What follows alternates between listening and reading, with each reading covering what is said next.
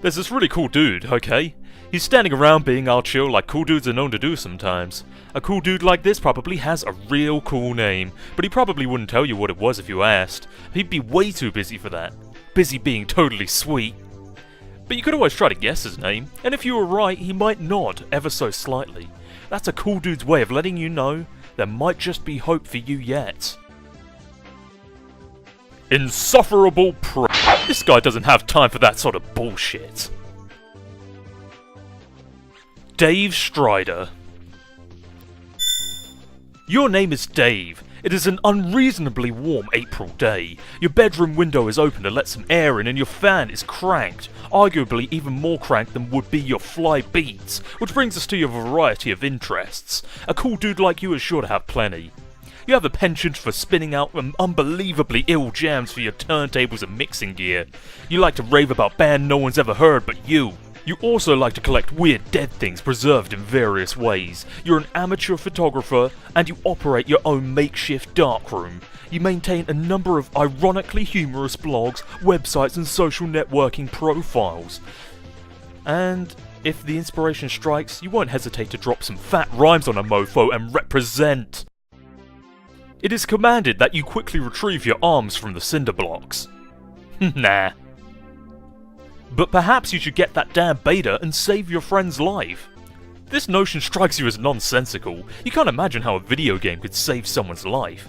And in any case, you're quite sure no one you know is in any danger. Anyway, these are your copies of the beta that you have received in the mail recently. You have labelled them with your name in a bold red print to distinguish them from your bro's copies, who has labelled it in his kind. Neither of you really gives a shit about this game or has any intention of playing it, but you'll be damned if you let that get in the way of your campaign of one-upmanship. Bleat like a goat and piss on your turntable. You would never consider allowing any fluid, even remotely resembling urine, to touch your beloved turntables. That would risk breaking them, and a world without the gift of your godly science just doesn't sound like a place you want to have any part of. While you're at it, you may as well just wipe out human civilization with a meteor, or something ridiculous like that, which will probably never happen. That sort of thing only happens in stupid idiot movies for stupid idiots. You will, however, contemplate bleating like a goat for ironically humorous purposes at a later date. Moving over, this is your closet. This is where you keep a lot of your crap, like that box, and that bottle of, wait, what is that? Is that... Disregarding the bottle, you turn your attention towards the blue package. This is the package that your friend John Egbert sent you for your 13th birthday a little while ago. It now contains nothing except a note and a certificate of authenticity vouching for the genuine Hollywood memorabilia for which the box originally contained, and which you are now wearing to be ironic, but also to be incredibly cool in a way somehow intangibly related to the ironic nature of the accessory. You find it sort of exasperating to explain these subtleties to people. The box also included a signed photo of Ben Stiller which now proudly hangs above your closet. Proudly and ironically. You capture log the box through your hash map fetch modus. Your modus's current hash function resolves the index by valuing each consonant at 2 and each vowel at 1. The total is divided by your number of cards, and the remainder is the index. Box equal 2 plus 1 plus 2 equal 5. 5 divided by 10 is 5. The box is capture logged in card 5. You examine the jar of unknown yellow substance in the closet. Oh hell yes! It is an unopened container of apple juice. You thought you were all out. It's like fucking Christmas up in here. This is so great, you've got to tell John about this immediately. He'll be so excited. You capture log the juice into card 7. 2 plus 1 plus 1 plus 2 plus 1 divided by 10 equals 7. In addition to letting your buddy know about this outstanding juice windfall, you figure you'll wish him a happy birthday while you're at it. In your own cool sort of roundabout way, of course. Good thing you looked at that box he sent you, or you might have forgotten. You also might as well ask him about that beta. The kid's been harping about it for weeks. It would be cool if it came on his birthday. He'd be one happy camper. And here we have a conversation that we have already heard before. You open the Hephaestus web browser and direct it to your ironically maintained blog where you post monthly satirical reviews of the Game Bro magazine. Your latest post is a review of the March issue. You've been meaning to write a review for the latest issue too, but you've been sort of dogging it. Something about the game they're reviewing just doesn't strike you as ripe for satirical purposes. In a new tab, you open another one of your sites, a webcomic ironically maintained for the satirical cipher vaguely similar to that of your blog. It's called Sweet Bro and Hella Jeff. You have legions of devoted fans, most of whom are totally convinced of your creative persona's sincerity, which is just how you like it. You also figure as long as you're chilling at your computer, you may as well see how that new MSPA story is going. You haven't looked at it in a while. You are the members of a sinister gang called the Midnight Crew. Your nefarious plots are serpentine in complexity. Your schemes convoluted. You are planning a heist in your underground hideout. What are you gonna do? Fade Slick uses Occam's razor to carve a circular hole into the heist plans, freeing it from the knife. You wonder what moron would jam the knife so hard into the table in the first place. You push against the manhole cover, but it seems some unbelievable jackass has parked your getaway van on top of it. A familiar feeling stirs. This feeling is overwhelming, soul-blackened in rage. It's the sort of rage that'll make a man feel totally justified in sporting an unnecessarily elaborate assortment of fancy blades. You don't remember where you last left off, so you jump ahead. You always forget to save your place in the story. It looks like the tempers have become short in this pressure cooker already. You speculate that the tipping point may have been the ill-advised motion for a game of 52 pickup. Even though the adventure began recently, it's already 3,000 pages long. You just don't have the time for this bullshit. You'll catch up later. Besides, it looks like someone's pestering you. You're pretty sure you know who it is. In some cultures, the persistent refusal of a lady's invitation to play a game with her would be a sign of wanton disrespect. Either that or flagrant homosexuality. What? Oh no, look. I'm busy, okay? I got a lot of shit on my plate. I'm sort of a big deal, okay? I know.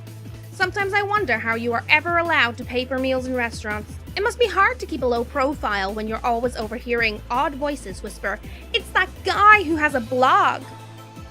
Seriously, dudes be worshipping me left and right. I can't hardly walk down the street without stepping over torsos of the prostrate.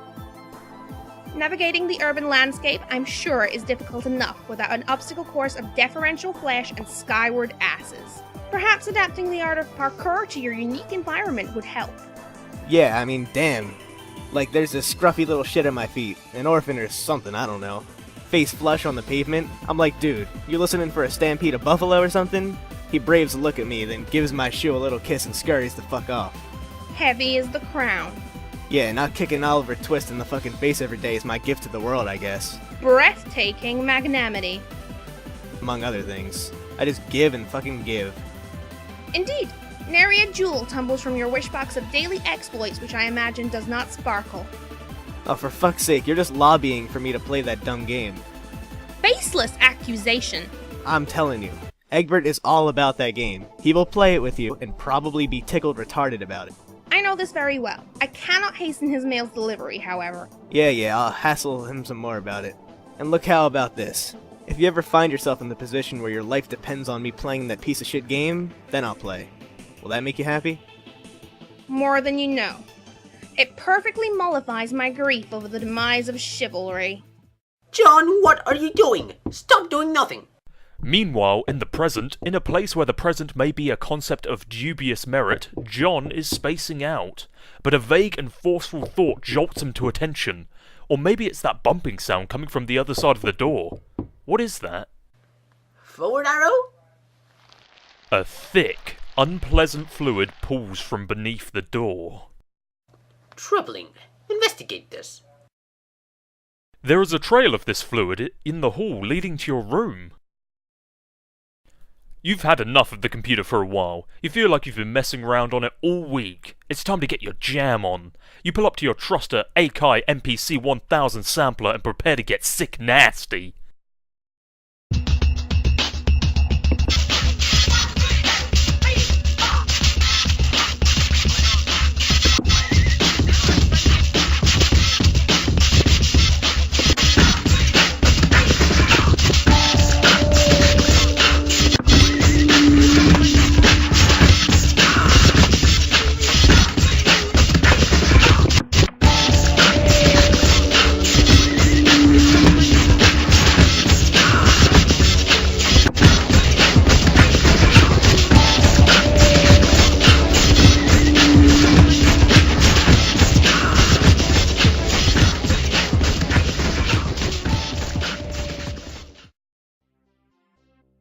Those beets were so fresh they belong in the produce aisle. Is this what you're talking about? Soccer mums be thumping that shit for ripeness like melons, you know what I'm saying?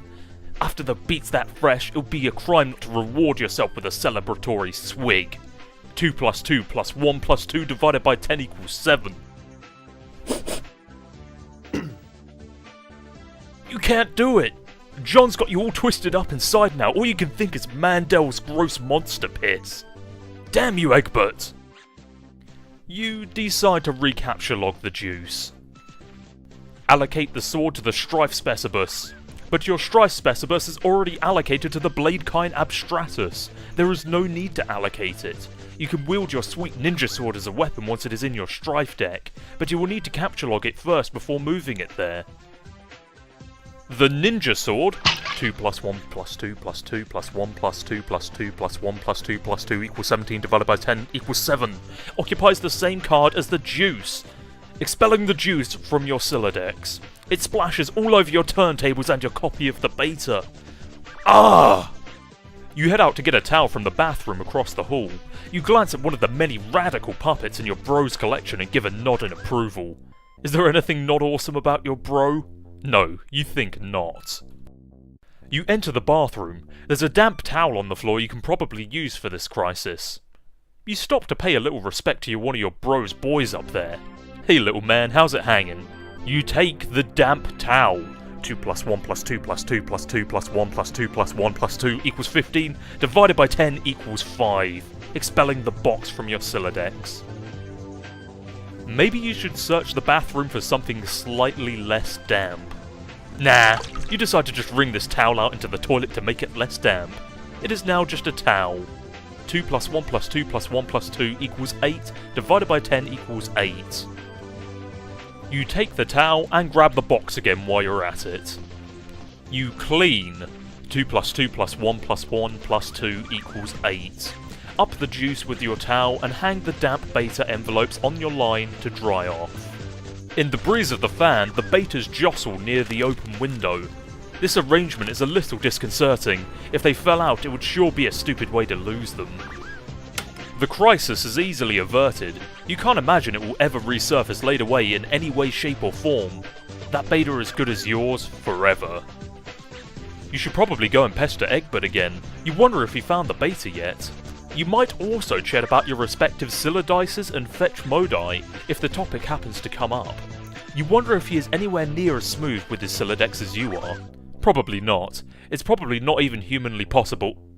Suddenly, a rambunctious crow flies in for the open window and snatches the beta, probably to make a nest with, or maybe just for the sake of being a brainless, feathery asshole. You yell at the bird. Stop! You accidentally launch your ninja sword. Everything goes flying out the window, dead bird and all. No one can ever know about this. Yeah, you can pretty much kiss all that stuff goodbye. You feel kinda sorry for the bird, but at least you never planned on using that beta. Ever.